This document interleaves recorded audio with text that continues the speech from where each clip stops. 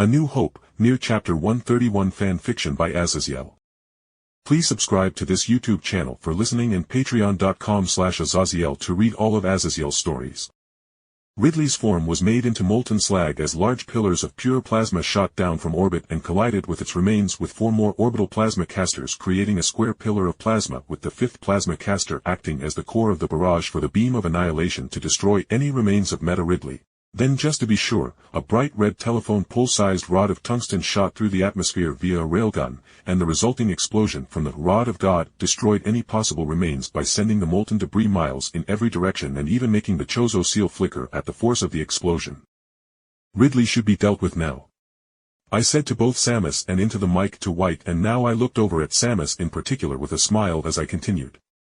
Now go ahead and unseal the Chozo seal so we can extract the Phazon meteor and taint, I said, and she nodded strongly and then stuck her arm cannon into the seal's key. That previous blue pillar that went into the atmosphere and acted as the key grew stronger and the many bird statues' eyes glowed, and I idly heard White mutter through the comms to myself. Soul-based energy reading are active. This Xeno species, as you said, mastered both the material and spiritual world. There are dozens of souls in the vicinity watching, she said, and I pulled some aura to my eye and I held in a flinch as a tall hunched-over bird-like being that I knew to be a Chozo was leaning down towards me and staring into my eyes. There were no words spoken. The Chozo looked between me and Samus and the message was clear. It was an appeal.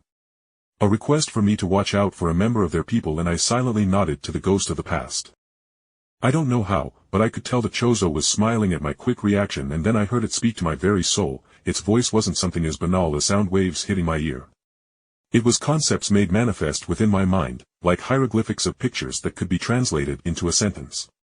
Darkness/hunger within, find light/stillness, to balance, it seemingly spoke, and my face twitched as though in warning. I felt my guardian stir within my soul, and I could feel its deep yellow eye looking at the Chozo before seemingly huffing and going still as was it so used to.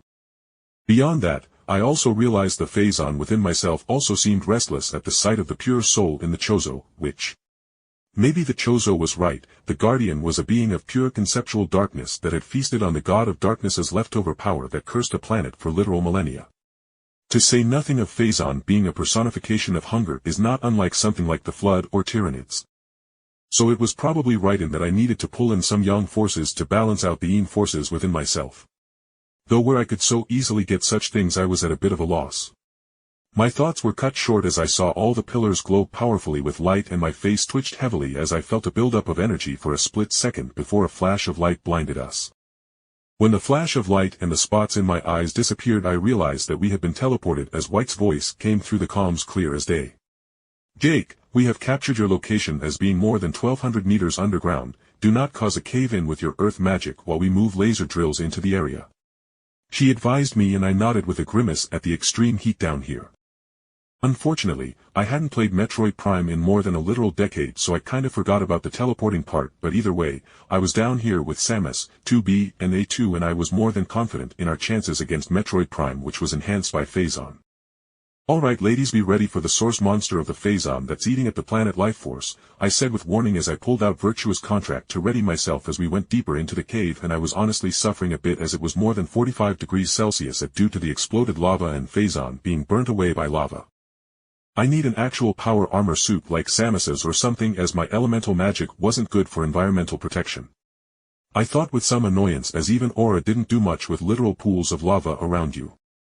Even 2B caught onto my discomfort as quietly checked in on me as A2 and Samus went ahead slightly to solve a weird jump puzzle that needed Samus to get into her ball form and use one of her power ball bombs to power a mechanism. I will be fine, 2B. Thanks for checking on me. Just preferred the cold honestly, I said wryly before losing my humorous smile as I clapped 2B on the shoulder before I leaped up through the air with a wind-boosted jump to send me high into the air above the pools of lava to reach the entrance to the next cave. Then as we hit the next room with thankfully no more lava, we went down even deeper into the depths of the planet. Through a tunnel that was obviously dug by some kind of large creature, and after a couple more minutes of walking we hit the end of the tunnel being bored toward the center of the world. A loud chittering noise rang out and I shivered at the sight of Metroid Prime as it raked its metallic limbs against the wall in front of it as it tunneled ever deeper towards the core, and I heard Samus quietly speak. It's a fully matured Metroid. It can bring down entire advanced civilizations due to how it is almost conceptually immune to physical harm, and due to it reaching its max evolution it's capable of adjusting its form and making itself immune to the energy attacks used against it. Well, that's fucking bullshit. I muttered mentally before I calmed myself and comforted myself on how many types of energy weapons and such I and the others had to cause great hurt to Metroid Prime. Saying nothing of me just opening a portal with my gap semblance and yeeting it into space and having Yoarha satellites blasted into the sun that talon 4 orbits. Try to keep the Metroid Prime's form intact as studying a life form with such adaptive biology and harvesting its carapace to make some form of armor or to plate a vehicle with, which will make a potent trump card. White advised, but it seemed that White's voice was enough noise that the massive arachnide-shaped monster stiffened before turning towards us, and I shuddered at the sight of the 8 crimson eyes that gazed at us with nothing but malevolence and a hunger of the phazon that corrupted its form.